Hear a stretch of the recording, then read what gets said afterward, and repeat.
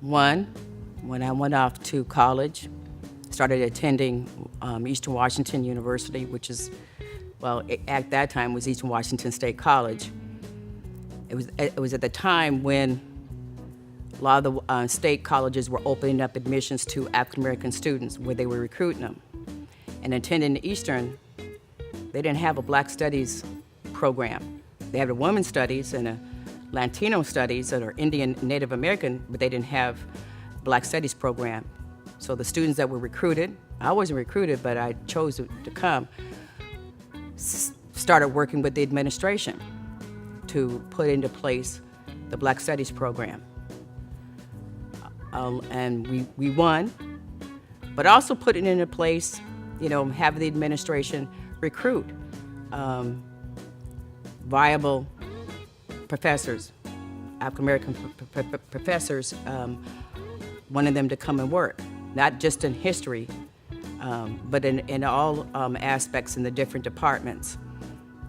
Also putting into place with the students that they were recruiting to come to find out, a lot of their skills and stuff weren't up, like their writing and the reading. So putting, special programs into where they can get that extra help. That's something that, kind of like looking back, what Dr. King was pushing for. Having access to education, but at the same time, make us relevant and having our history and stuff told. So in doing that on a predominantly white campus, it opened doors. And for me, that was the beginning of when I was kind of like doing my journey of wanting to find out about our history. And that's where I haven't stopped.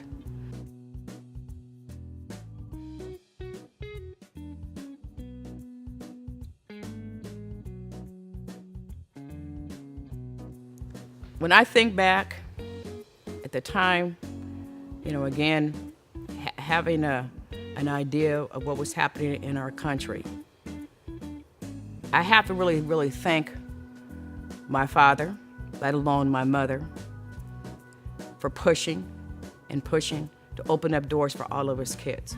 So the time when we were coming up, a lot of doors and stuff weren't opened up for African Americans. Let's say even in education. My dad was in the military. When we were stationed here stateside, we did not live on the base. We lived out there in the community.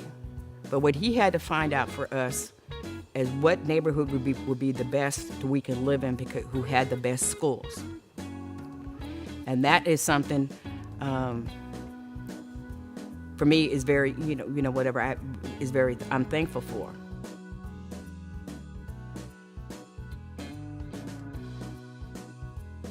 I think what we need to kind of like look back to see where our country was at the time when he started on his journey. And see what things and stuff were put into place and what people are trying now to take away. Look at, whatever the administration that's in today. Who's ahead of the, let's say the Department of Education. How they really want to roll back things and stuff that were put into place to make sure that the students of color would have, be able to get into Ivy League school, but let alone, say, look, on a state level. But before they can even get there, what they're trying to even take away even from the public schools.